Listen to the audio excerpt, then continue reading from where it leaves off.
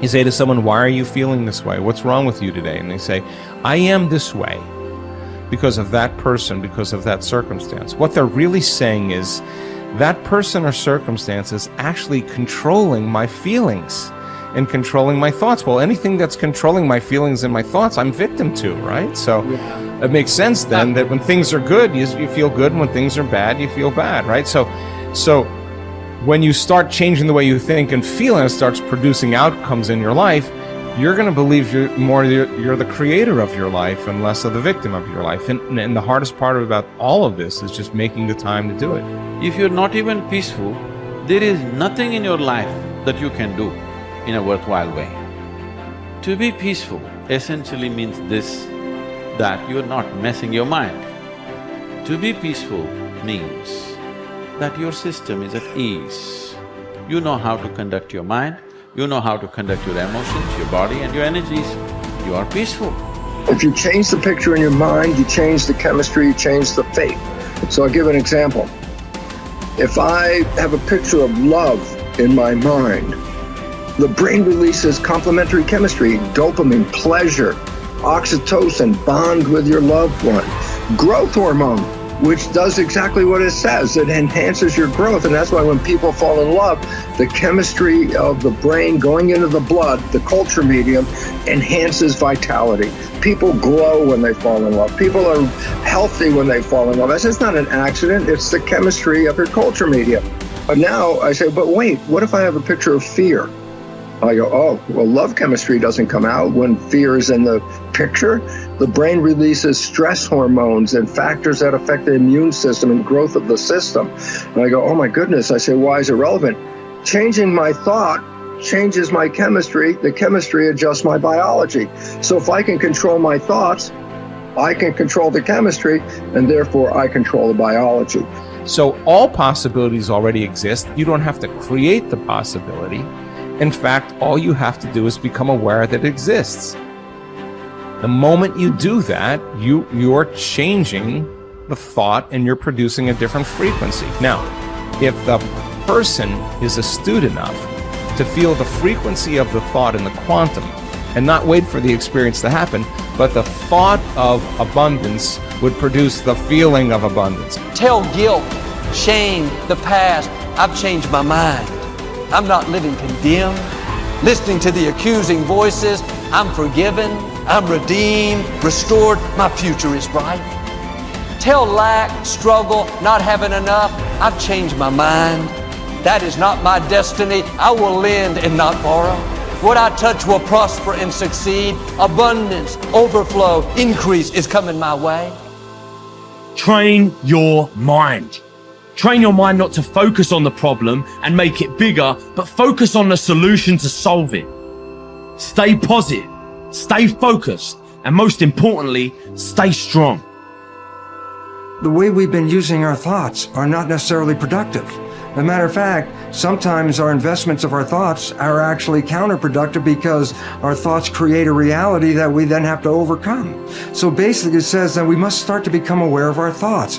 And why is this important? Because thoughts represent units of energy. Every time you have a thought, you use energy. Why this becomes relevant is, if I give you a checkbook for your bank account, you don't go down the street and just write checks to people like, oh, hey, you're a nice looking guy. Here's $10 for you. And, oh, here, little girl, go out and buy yourself a little car. Here's $1,000 for you. And you don't give away your money. Why? Because giving away your money is giving away your life. So basically, you become very frugal when you have a checkbook in your hand. Now, what I'm trying to tell you is this. You have an energy budget in your body. The energy is what keeps you alive. When you start using energy and writing checks where you get no return from your energy, then it's exactly the same as writing checks out of your bank checkbook and giving away your cash. So why this becomes important is the biology of belief reveals how our thoughts create our reality. And if you start investing in thoughts that are counterproductive, thoughts like fear, or what am I going to do, and how am I going to escape this problem, or how's this going to go wrong, and all these other kinds of thoughts that are negative kinds of thoughts, then realize this. You are actually not just using your energy for having these thoughts, but these thoughts are also what come into your reality. What you focus on with your thoughts, your brain will manifest as reality. James from Harvard said, believe and your belief will create the fact. All things are possible if you believe. Well, you know, I studied for a long time. I started to study this book, Think and Grow Rich. And he talks about belief in here. He says, you're not ready for what you want until you believe you can get it. I found that the only two sources of reference we could go to find out anything about ourselves is science and religion. They all say you've got to believe. So I got figuring out, how do you believe? How do you change a belief? Interesting subject, because I'm going to tell you something. Your results are nothing but the manifestation of your belief system.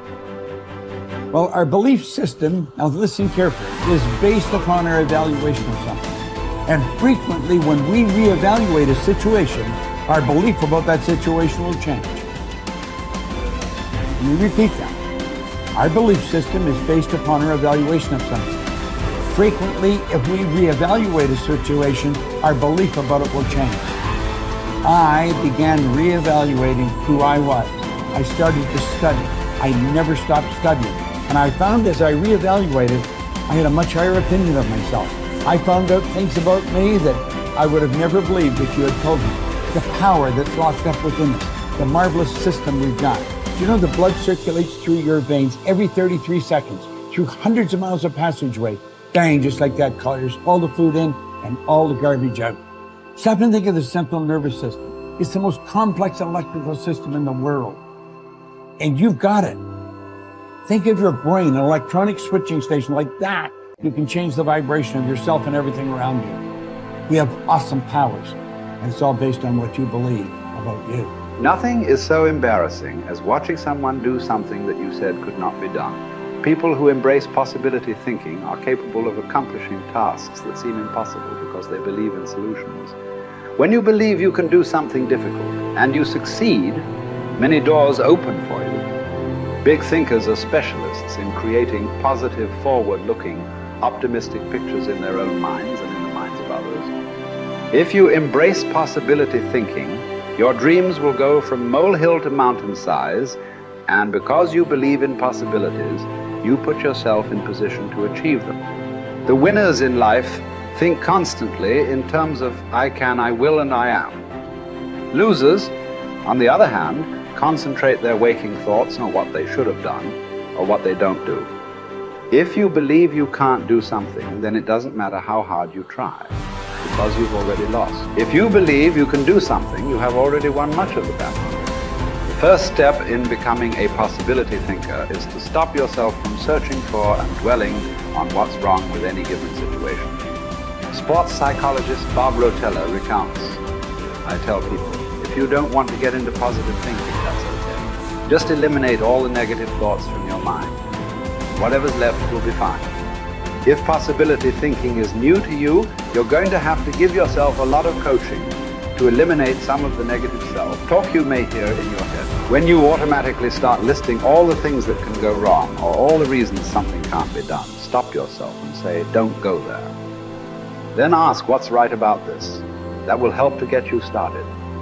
And if negativity is a really big problem for you and pessimistic things come out of your mouth before you've even thought them through, you may need to enlist the aid of a friend or family member to alert you every time you utter negative ideas. One of the best ways to cultivate a possibility mindset is to prompt yourself to dream one size bigger than you normally do. Let's face it, most people dream too small. They don't think big enough. Henry Curtis advises, make your plans as fantastic as you like, because 25 years from now they will seem mediocre. Make your plans 10 times as great as you first planned, and 25 years from now you will wonder why you did not make them 50 times as great. If you push yourself to dream more expansively, to imagine your organization one size bigger, to make your goals at least a step beyond what makes you comfortable, you will be forced to grow, and it will set you up to believe in greater possibilities. Most people want their lives to keep improving, yet they value peace and stability at the same time. People often forget that you can't improve and still stay the same. Growth means change. Change requires challenging the status quo. If you want greater possibilities, you can't settle for what you have now. When you become a possibility thinker, you will face many people who will want you to give up your dreams and embrace the status quo. Achievers refuse to accept the status quo.